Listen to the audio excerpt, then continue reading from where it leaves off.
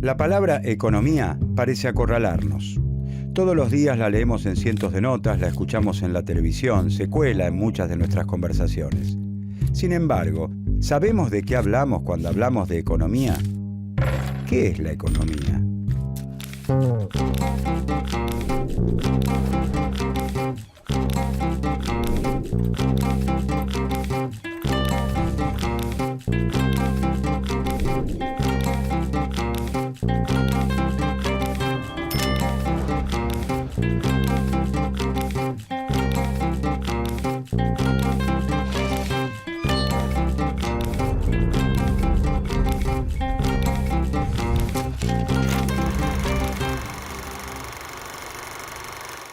Ella es Mariela. Mariela decora en su casa los mates que ella misma vende en un puesto de la feria. Todas las mañanas carga su producción en el canasto de su bicicleta y pedalea las 35 cuadras que la separan de su puesto.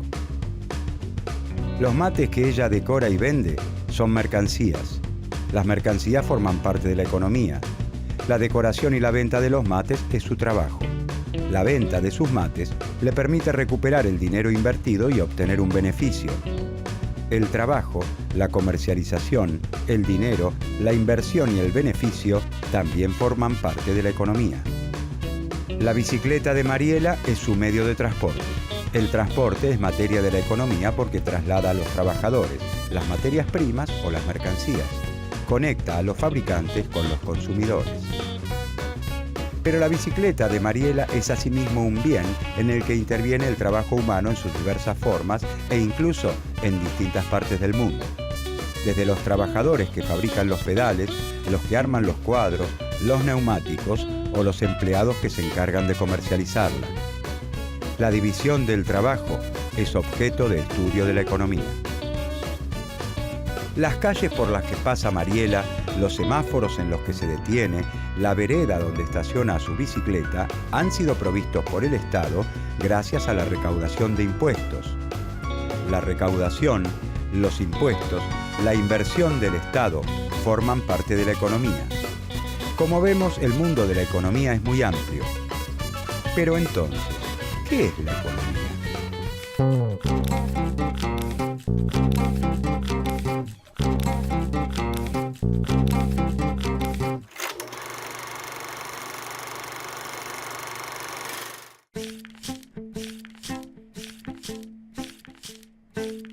La economía es el conjunto de actividades que realizamos al producir, distribuir y consumir los bienes y servicios necesarios para vivir.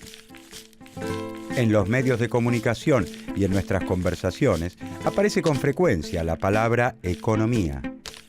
La tapa de un diario nos dice que, según el ministro, la economía crecerá por sobre las expectativas.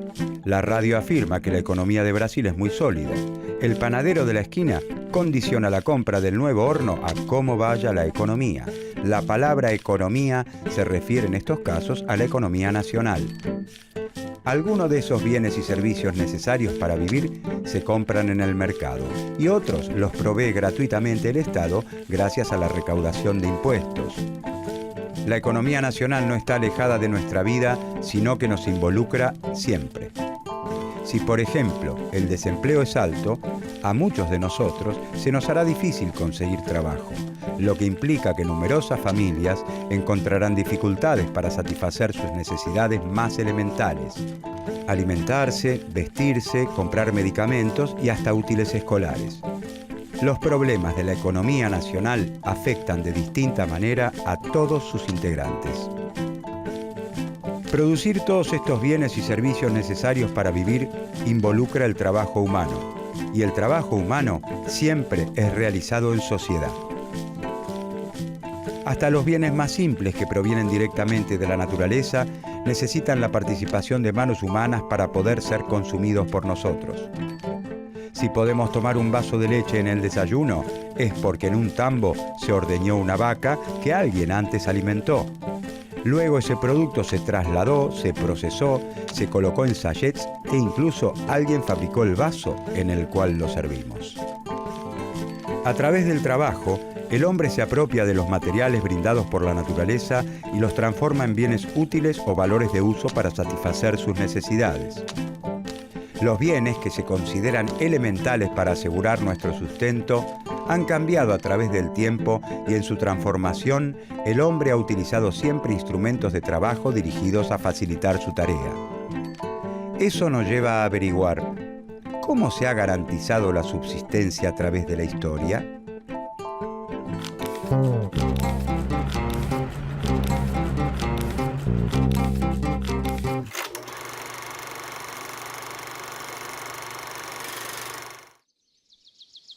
Con el correr del tiempo, algunos pueblos van aprendiendo distintas técnicas productivas que les permiten, entre otras cosas, criar ganado, sembrar y cosechar cereales, fabricar piezas de cerámica y otros utensilios necesarios para vivir.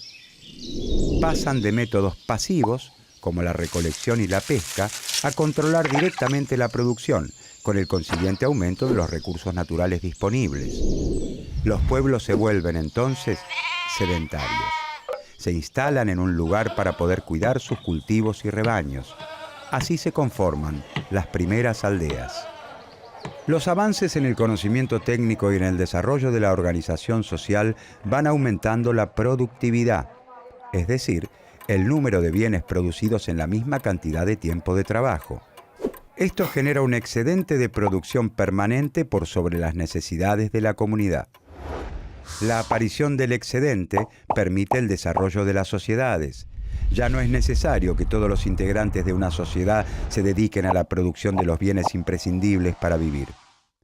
Esto da lugar al desarrollo de otras actividades socialmente necesarias: el arte, la ciencia, la filosofía. Al mismo tiempo, cuanto más prósperas van siendo las sociedades y se generan mayores riquezas, aumenta el deseo de dominar y utilizar esa riqueza para provecho personal. La propiedad social sobre los medios de producción es reemplazada entonces por la propiedad privada. El amo es dueño de la tierra y del esclavo, considerado un instrumento de trabajo, una herramienta más. Junto con el excedente aparecen las clases sociales. Este es uno de los grandes temas de la economía. Las clases sociales son grupos humanos. Cada uno de estos grupos en los que se divide la sociedad puede apropiarse del resultado del trabajo de otro de acuerdo al lugar que ocupa en el régimen de producción. La apropiación de la riqueza sobrante, del excedente, genera conflictos entre las clases sociales que se traducen en continuas luchas a lo largo de la historia. Obreros y capitalistas, señores y siervos, amos y esclavos. El grupo dominante busca reproducir las condiciones de vida vigentes, mientras que el grupo dominado lucha porque esa explotación se reduzca o desaparezca. Dependiendo de la clase social que tome las decisiones, este excedente podrá ser utilizado para construir pirámides, hacer la guerra, ser invertido en la creación de nuevas riquezas o para mejorar las condiciones de vida de las clases trabajadoras. Durante la época feudal, por ejemplo, la mayor parte del excedente es consumido en forma individual por las clases dominantes, los señores feudales, para sus lujos personales y no en forma productiva. En el sistema capitalista, en cambio, las empresas utilizan el excedente para renovar las máquinas, modernizar la empresa, adquirir materia prima y contratar trabajadores. A medida que las sociedades se tornan más complejas y las actividades productivas se diversifican, se profundiza la división del trabajo y el comercio.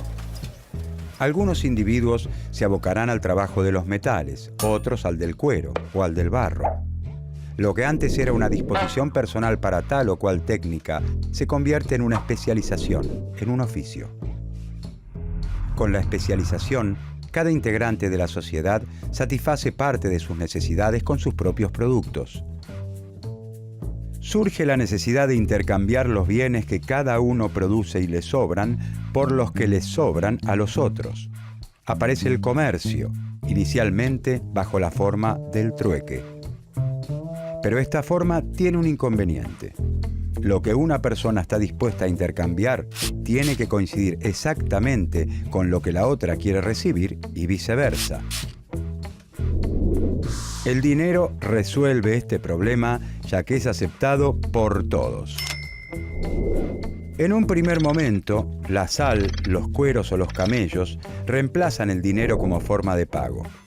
Con el tiempo se adoptan los metales preciosos, pero en la actualidad utilizamos el papel moneda. Rectángulos de papel con un número respaldados por un Estado soberano. ¿Por qué un billete de 100 pesos argentinos vale efectivamente 100 pesos argentinos y todos nosotros lo entregamos y recibimos considerando que efectivamente su valor es de 100 pesos? Porque así lo establece el Estado argentino, que al emitirlos les otorga respaldo. A nivel internacional, la moneda utilizada es el dólar. Al igual que el dinero emitido por cualquier otro Estado nacional, un billete de $100 vale $100 porque así lo establece el Estado estadounidense. Todos estos cambios en las técnicas de producción y en la forma en la que los hombres han intercambiado los bienes para satisfacer sus necesidades han ido transformando el mundo de las primeras formas de organización social y con él las preguntas que los pensadores de su tiempo se han hecho en relación con la naturaleza y la vida en sociedad.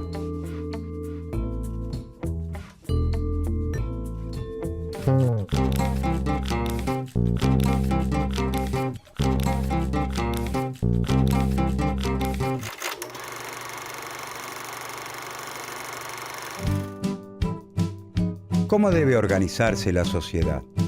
¿Cómo se debe distribuir la riqueza? ¿Por qué un producto se intercambia por otro en determinada proporción y no en otra? A través de los siglos, una multitud de pensadores, filósofos, profetas y sabios de diversas disciplinas se han hecho estas y otras preguntas. Pero a partir de los cambios vertiginosos que se producen en los siglos XV y XVI en el terreno de las ideas y de las técnicas de producción, comienza a delinearse un campo común, el de la economía. Esta disciplina es la economía política, que no solo se propone entender por qué los hechos económicos ocurren de determinada manera, sino establecer cuáles son las políticas más adecuadas para lograr la prosperidad de la sociedad.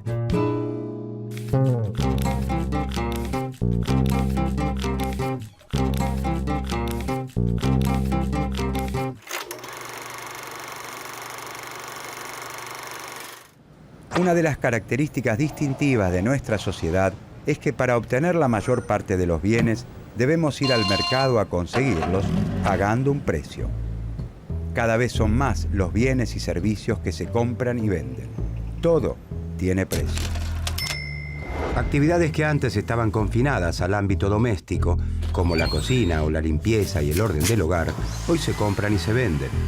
Para el capitalismo, los productos del trabajo humano no son solo valores de uso o bienes útiles, sino también valores de cambio. Tienen un precio. Antes del régimen capitalista, la producción se guiaba por las necesidades de la sociedad. Así ocurre tanto en los pueblos, que recogen todavía su alimento, como en las que realizan actividades de agricultura y ganadería. El antiguo Egipto presenta rasgos económicos similares. Los reyes o sacerdotes, que centralizan los excedentes, los utilizan para satisfacer sus propias necesidades o las de la comunidad, no con la venta como destino principal. Son economías productoras de bienes útiles o valores de uso. La producción no se realiza con el objeto último de la venta.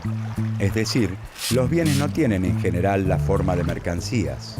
Responden a las decisiones de un faraón, rey o señor feudal que decide qué se produce y cómo se distribuye lo producido de manera tal que se asegure la subsistencia de todos.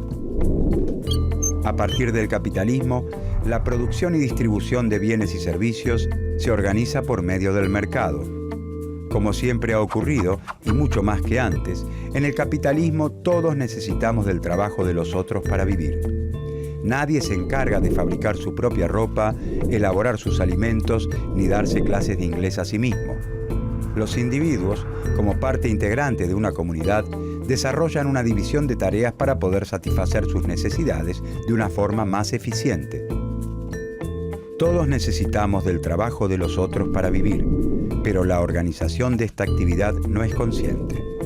Cada integrante decide, en forma aislada y libre, qué va a producir, en qué cantidad y con qué características, y recién después va al mercado con su producción. No hay una organización del trabajo social que, partiendo de identificar las necesidades, organice las actividades para realizar como ocurría en las sociedades anteriores al régimen capitalista. En otras sociedades, el intercambio existe, pero no es la forma general de organización de la actividad económica. Si dos comunidades cuentan con excedentes ocasionales de diferentes productos, se dan las condiciones para el cambio. En el capitalismo, sin embargo, nadie se encarga de preguntar, a ver, ¿qué necesitamos? ¿Cómo nos organizamos para producir esto que necesitamos? ¿Cuántos litros de leche? ¿Cuántos autos? ¿Cuántos medicamentos? Nada de esto ocurre.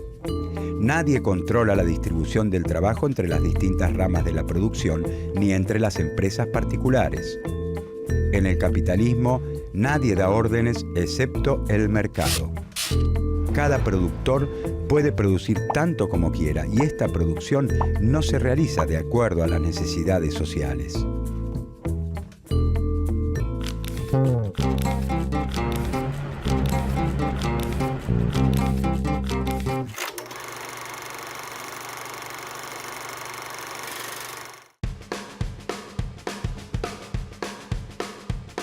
Mariela lleva al mercado los 12 mates que con mucho esmero decoró porque estima venderlos en el puesto de la feria. Ella no sabe si tomó la decisión correcta. La cantidad de mates que compró y decoró no depende de cuántas personas crea Mariela que los necesitan.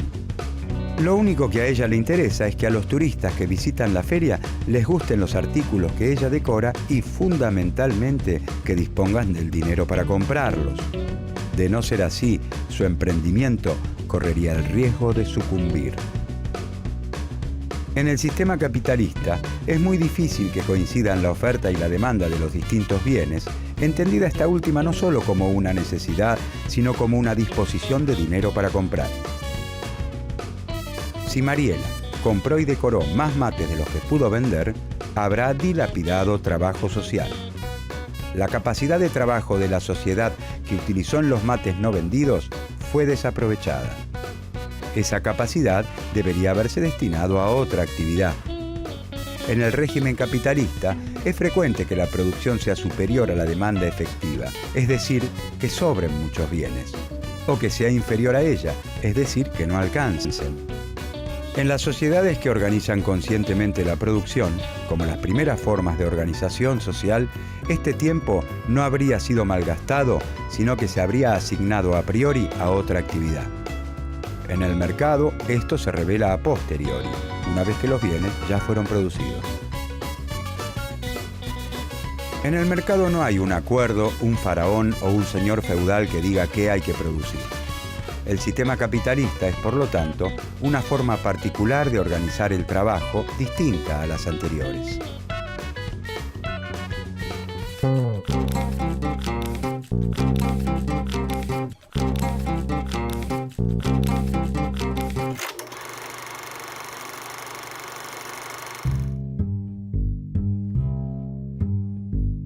Pero entonces, ¿cómo funciona?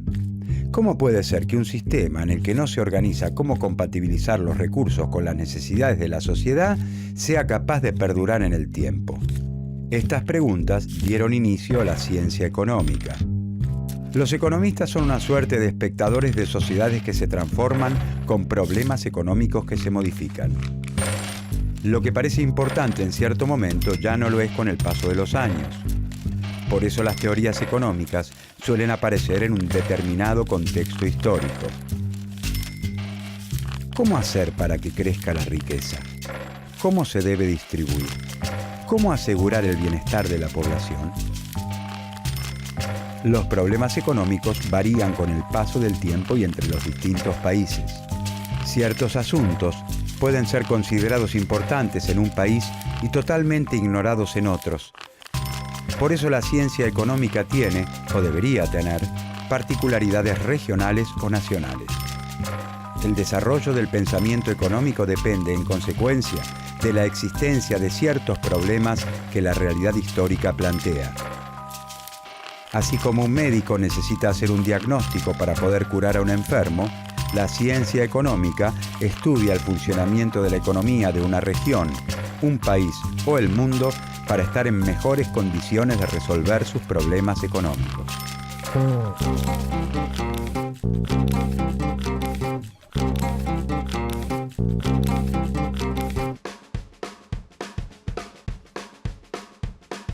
Los números de la economía parecen invadirlo todo. Sin embargo, la economía no tiene por objeto el estudio de los números. Utiliza la matemática como una herramienta, pero le interesan las relaciones sociales, porque la economía es una ciencia social, ya que las actividades de producción, distribución y consumo involucran relaciones entre los hombres y las mujeres que integran una sociedad.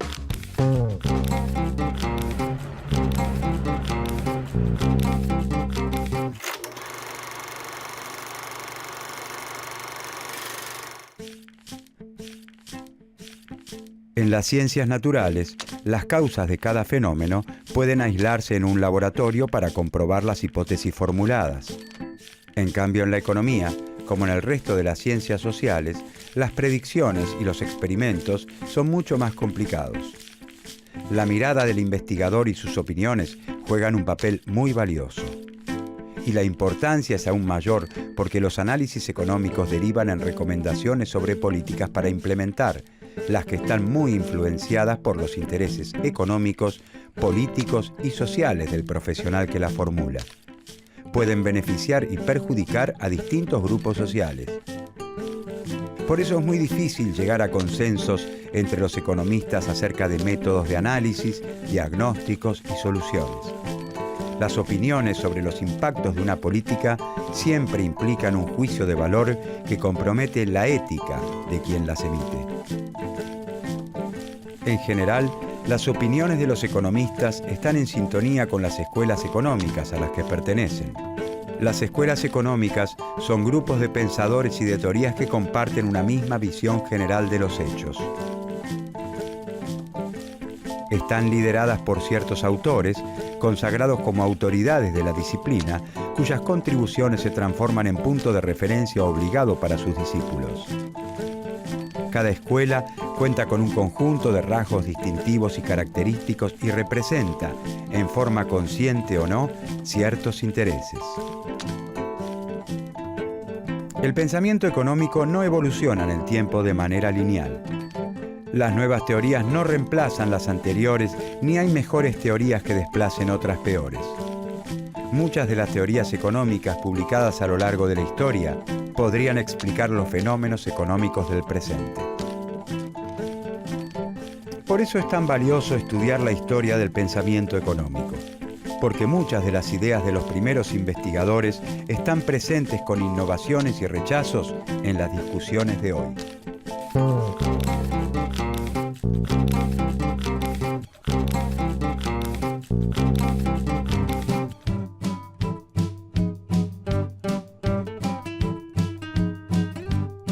En esta serie sobre el pensamiento económico, veremos cuáles han sido los principales problemas que abordó la economía a través de su historia, cuándo surgieron, por qué lo hicieron en ese momento histórico y no en otro, qué intereses estaban en juego en ese entonces, en qué se parecen esos momentos históricos a los nuestros y qué nos aportan para poder comprender las discusiones sobre la economía de hoy.